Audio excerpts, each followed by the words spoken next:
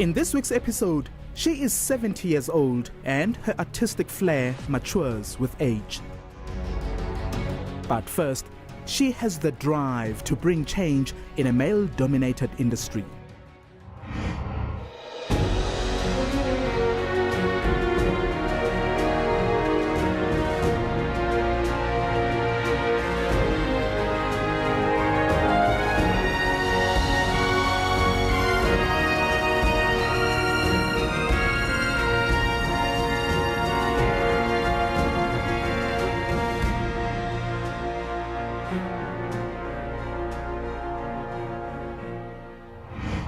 With all the social and economic problems we face as South Africans, there's a hunger for true stories of success, everyday people who prove we can still reach greatness.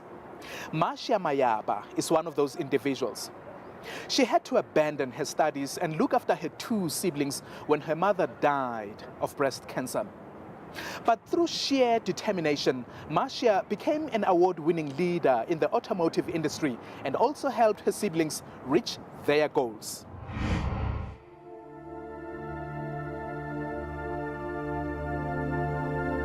From day one, it was clear Marcia Mayaba would face hardship. Born in Soweto and raised by a single mother, Masha has never met her father.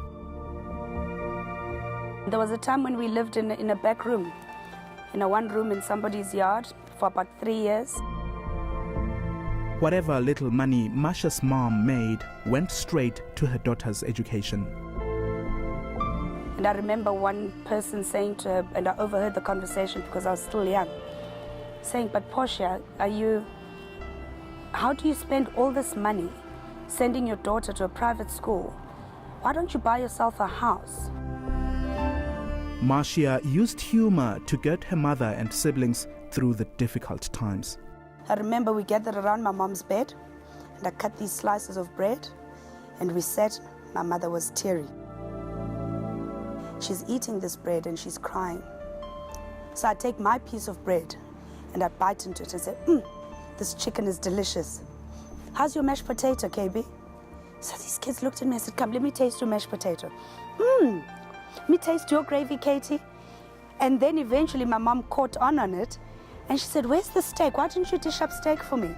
And before we knew it, we were all laughing so much, eating this dry bread with a cup of tea. But this joy and laughter came to an end in 1992. I remember coming home one day and my mother said to me, "You know, her breast is hard." And I said, "What is it?" She said, "I don't know, man, it's just hard." It turned out she had breast cancer, too much for Marcia to deal with. At some point I actually rebelled. When she was really sick, I'd go and visit a friend because I just couldn't handle to see her in that pain. But despite the adversity the family faced, they kept on going. In 1994, Marcia went to Wits University to study law, but her mother's health was deteriorating rapidly. 3 years after she was diagnosed with breast cancer, she lost the battle.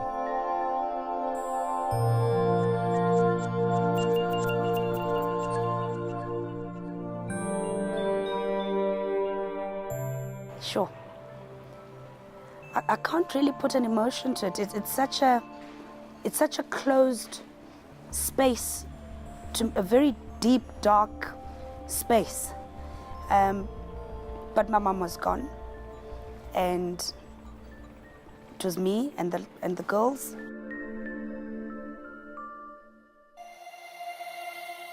Although their aunt helped with accommodation, the family struggled financially. 20-year-old Masha had no option but to drop out of university and find a job. She was fortunate to secure one as a trainee at a Joburg truck rental company. One day I was a driver, next day I was fetching checks, next day I was in the wash bay, Next, I was answering phones. Next, I was making tea. I did anything and everything they asked me to do without shame, without fear, because I was just grateful. Over the years, Marcia cemented her place in the company. She moved on to join a car rental business and never looked back.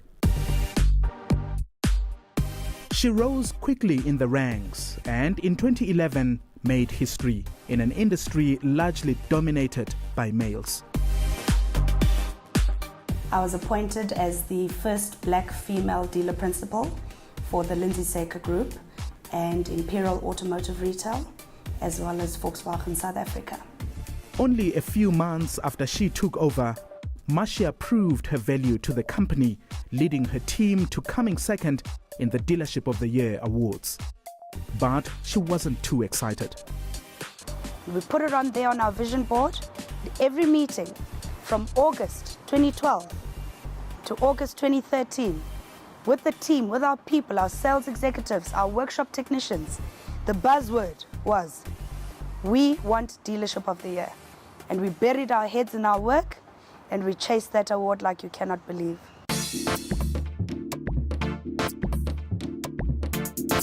And in August, their determination paid off. They scooped the 2013 Dealership of the Year. If you look after your people, everything else comes together.